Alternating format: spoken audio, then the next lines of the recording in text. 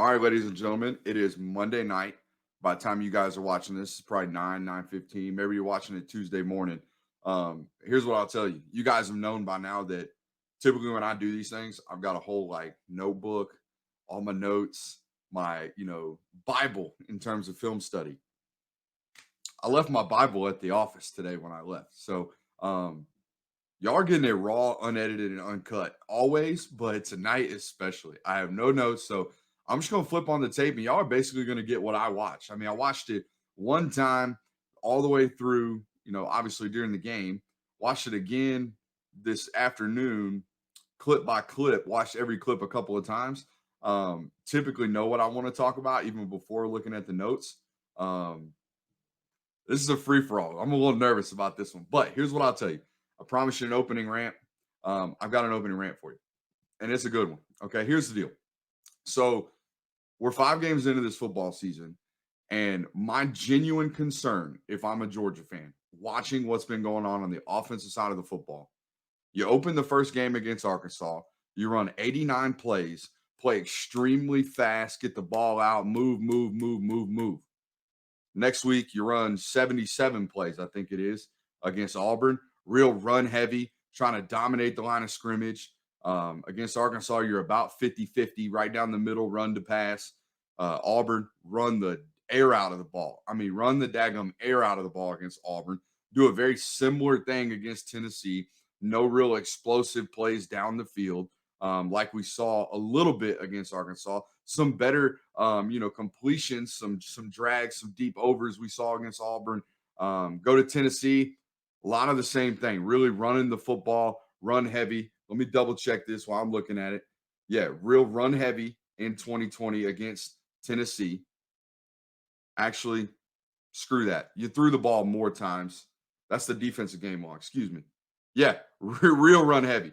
50 attempts on the ground against Tennessee, 27 through the air. So we ran the ball real heavy against Auburn, ran the ball real heavy against Tennessee. Against Alabama, they took the run away and kind of made you throw it in the second half with the score. I know the run was still there, still averaging almost 5 yards a clip on the ground against Alabama, ran it really well, but they were up on you. You had to score quickly. And against Kentucky, you come out early in the football game and you're running the air out of the ball again. 12 plays on the opening drive, 86 yards and a touchdown. All 86 yards were on the ground. The one design pass play, Stetson Bennett scrambled for a 3-yard gain. So here's my problem. Okay, here's my issue. And I tweeted about it today. You cannot talk about being explosive. You can't just say we want to be explosive. We're going to be explosive. This will be unlike any offense you've ever seen at the University of Georgia. And then when things get tough, when things get a little difficult and your offense isn't really looking good, you just decide, oh, well, we're going to go back to the brand of football that Georgia runs. We're going to go back to a run dominant, run heavy football team where we open up a game and we rush for 43 attempts, I believe it was, on Saturday against Kentucky, and threw it 42 times. Okay. That's not what explosive offenses do. Okay. And here's how I know. Last year, second game of the season, LSU's playing Northwestern State. They're down 7-3 at the end of the first half. 7-3. They went on to pass it 27 times with Joe Burrow alone and threw it for over 40 times in the football game when the backups came in. Okay. You cannot come out and say, hire a new offensive coordinator, make him one of the highest paid assistants in the world in college football, and then say, okay, well, this is how we win. We win this way. I don't care what you've done. I don't care. It's not working. So we're going to go back to doing what I do. And look, they may come out against Florida and go back to throwing it 50-50, throwing 50% of the time, running 50% of the time, maybe. But here's my issue. You cannot show up to Kentucky and say, oh, well, we can run it down these guys' throat and win this football game. So let's just do that. Let's just run it down their throat and get out of here with a safe victory, no matter what it looks like. That is not how you go to Alabama and put up 40 points if you need to. That is not how you go down to Jacksonville this weekend and, if need be, score 38 points. Being explosive is not some magical flip of a switch that you just have in the corner of your offensive playbook. That's not it. You have to get game reps. You have to get quarterbacks confidence. You have to get offensive line consistently ready to pass pro and run block. You have to get wide receivers active and ready to catch the football and run routes. Okay. I'm well aware this football game, they had no George Pickens. They knew they can run the ball. I'm going to show you they can run the ball. Look, here's the deal. I don't have a problem with the way they executed. You guys are going to see on this film, the execution was there. Stetson had 2 bad turnovers, both on drives that they looked like they were promising in points. If they score on both those drives, this game's 28-3. And the whole narrative is, well, Kentucky tried to run the ball and control clock. We only got 8 possessions and we scored on 6 of them. That's no longer the narrative when you score 14 points. Okay. And here's again my thing. If you know you can beat Kentucky handedly, if you know you can beat this team, then do it explosively. Do it the way you know you're going to have to beat Florida. Do it the way you know you're going to have to beat Alabama in the SEC championship game. Do it the way you know you're going to have to beat Clemson or Ohio State. Scoring 14 points is not going to do it. We told you guys a couple weeks back, there's been 18 college football playoff games. The victor in those 18 games, the team that has won, has averaged 37.9 points per game. Georgia's averaging just over 29 right now. It's not going to cut it, okay? I don't care how great your defense is.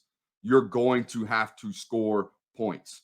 You're going to have to score points because offenses are too daggum good. So, with that being said, let's get into it. My opening rant, I'm frazzled, whatever. I don't have my notes. We're going off the cuff tonight, and I hope you guys like it. This is basically my audition for being a play call or an on-air, color analyst, okay? A play-by-play guy. All right, so we open up the game 4-0. Okay, nub set down here on the bottom. Nobody, just a tight end and a trip set. What you'll notice throughout the film session tonight is it was very, very clear to me when watching the tape, excuse me, that this offensive staff identified a weakness in the alignment of Kentucky.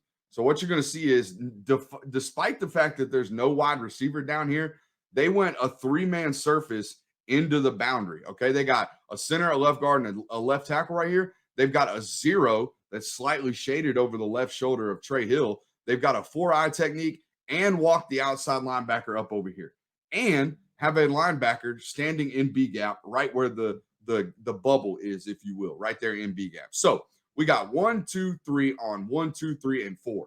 I'm gonna tell you right now, front side of inside zone, which is the play that they're about to run. They're about to act like they're running the ball to the left right here and just block the backside edge.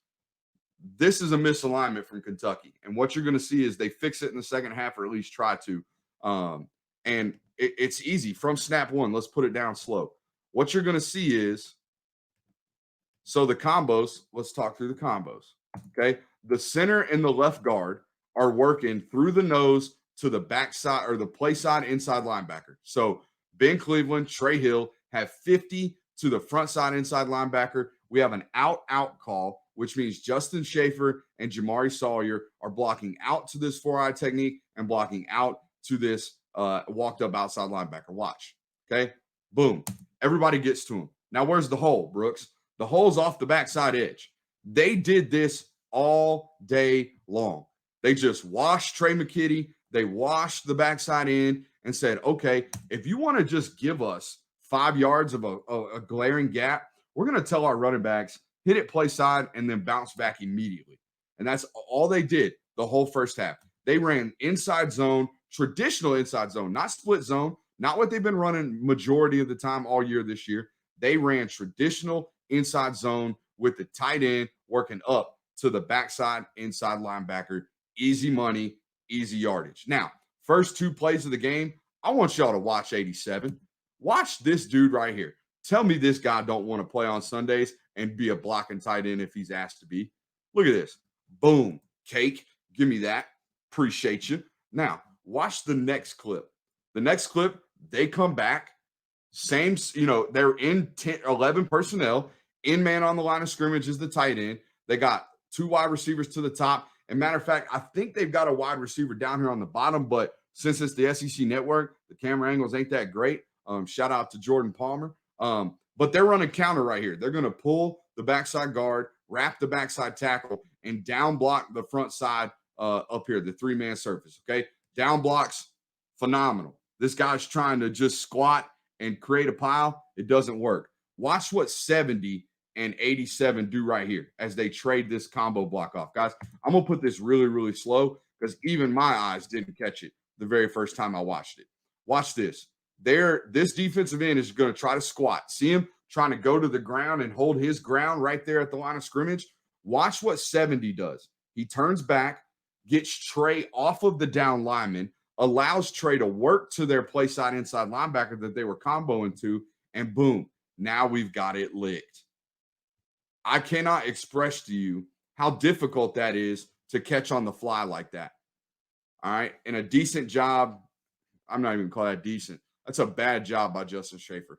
That is an absolute whiff. He blocks nobody and just leans his shoulder in on this. Look at this. He just does that one and falls off. But watch 87 again. Watch 87 again. Come here. Over the pile. Tabletop. Finishing. We call this a fight to finish. This is all effort, guys. This has absolutely – the technique was trading off the blocks. It's a great technique. This is all effort in the finish right here. This is a football player that wants to win this football game. Look, nobody else is engaged. Justin Schaefer looks like he might be engaged with somebody. He's just falling around over there, okay? Jamari Sawyer, not engaged. Warren McClendon, not engaged with anybody. Ben Cleveland, not engaged. Trey Hill, back here doing whatever. Trey McKitty, putting dudes over the pile. That's senior leadership. That's graduate transfer senior leadership right there. I guarantee you, when they went and watched film on Monday as an offensive unit, I guarantee you, obviously they're the first two plays of the game. I guarantee you the first thing that was talked about was Trey McKitty's effort on these first two plays. And Todd Monken probably looked around and said, why can't I get that from everybody? That's how coaching works, guys. One guy does something great, and then the coach points it out and then calls everybody else out for not being as great. This is another thing that I noticed that I thought was kind of cool. They ran stretch zone against this Kentucky team on Saturday.